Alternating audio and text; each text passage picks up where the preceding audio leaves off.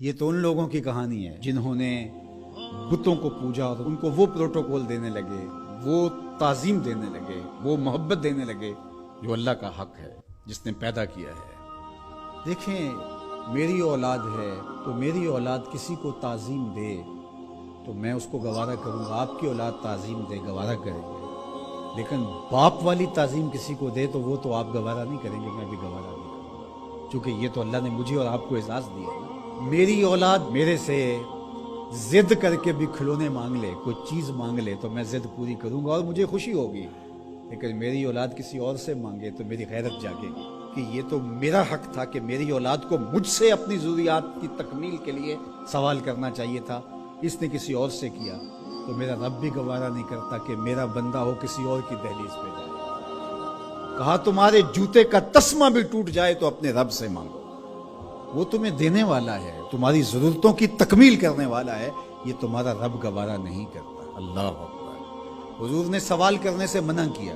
حضرت ابو بکر صدیق رضی اللہ تعالی عنہ سواری پہ بیٹھے تو ہاتھ سے کوڑا گر گیا، تو آپ گھوڑا کھڑا کیا، نیچے اترے، کوڑا اٹھایا، پھر بیٹھے، تو کسی نے کہا کہ یہ آپ فرما دیتے، ہم پکڑ کے آپ کے ہاتھ میں دے دیتے۔ کہا حضور نے سوال کرنے سے منع کیا۔ یہ ہیں وہ لوگ جو عمل کرنے والے ہیں اور ہم تو باتیں کرنے والے ہیں۔ والذین آمنوا اشد حبا للہ، اور جو اہل ایمان ہیں وہ اللہ کو ٹوٹ کے چاہتے ہیں، شدید، بلکہ شدید سے آگے اشد ہے لفظ، یہ طلبہ جانتے اس میں تفضیل ہے۔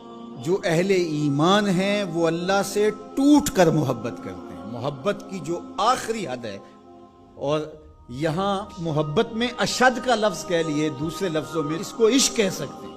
جو اہل ایمان ہے وہ رب سے عشق کرتے ہیں، وہ رب سے ٹوٹ کر محبت کرتے ہیں۔ اشد حب للہ، شدید محبت نہیں، اشد محبت۔ اشد محبت سے آگے تو کوئی درجہ ہی نہیں ہے، تو وہ کتنی محبت کرتے ہیں تبھی تو جانے وار دیتے ہیں، اس کے نام پہ، اس کے حکم پہ گردنیں کٹواتے ہیں۔ یہ ہے شدید محبت کا روپ۔ اس کا حکم ہوا جیسا ہوا۔ ذرا دیکھیے یہ کتنے لوگ ہیں، آپ کوئی شہر سے آیا ہے، کوئی دیہات سے آیا ہے، کوئی دوسرے شہر سے آیا ہے، کوئی گلیوں سے نکل کے آ گیا ہے، تو یہ کیوں بھاگے بھاگے آ رہے ہیں؟ آج کل تو کسی کے پاس 10 منٹ نہیں ہے، تو آپ کہیں گے جمعہ ہے، رب کا بلاوا ہے، آگے۔ یہاں میں چاہوں تو 1 گھنٹہ گفتگو کروں، آدھا کروں، آپ بیٹھے رہیں گے، پھر چلے جائیں گے۔ ابھی گھر جا کے کمر سیدھی نہیں ہوگی تو پھر مسجد سے بلاوا آئے گا، آپ پھر بھاگے چلے آئیں گے۔ تو وہ مالک اس محبت کی لاج رکھنے والا ہے۔ یار اللہ سے محبت بہت بڑی دولت ہے، آج اللہ سے محبت ہم بھول گئے ہیں۔